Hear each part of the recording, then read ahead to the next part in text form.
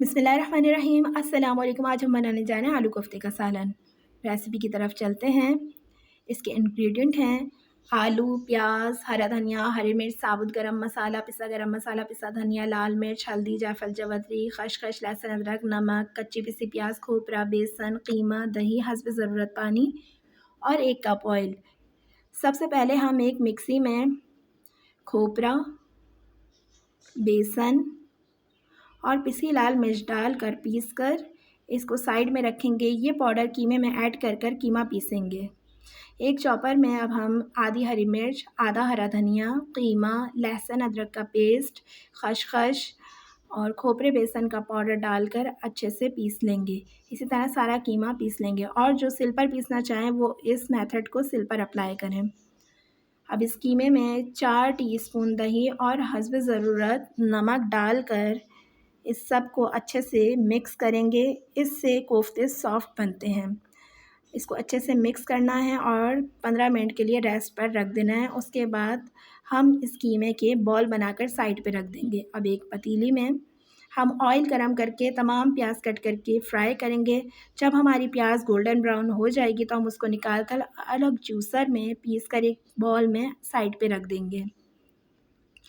अब इस ऑयल में साबुत गरम मसाला और लहसुन अदरक का पेस्ट डालकर फ्राई करेंगे और उसके बाद इसके अंदर हम आलू डाल देंगे। उसको भी अच्छे से फ्राई करेंगे।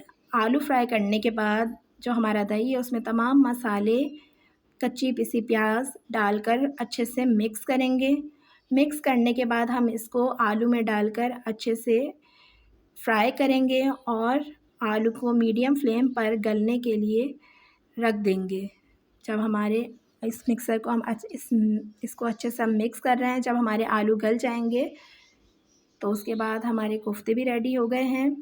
और जो हमने अभी प्याज रखी थी पीसकर उसके अंदर अब हम डालेंगे पिसा हुआ गरम मसाला और पिसी हुई जायफल जवतरी। ये मिक्स कर कर हम आलू के सालन में अच्छे से डालकर इतना भूनेंगे कि ऑयल ऊपर आ जाए।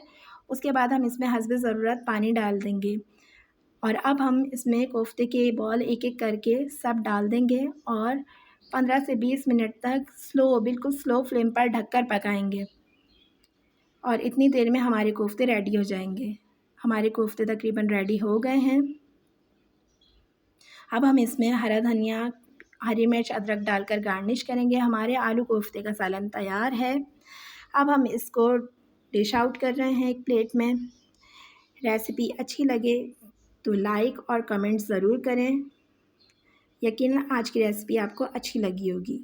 हमारे चैनल को लाइक, सब्सक्राइब ज़रूर करें और बेल आइकन का बटन प्रेस करें।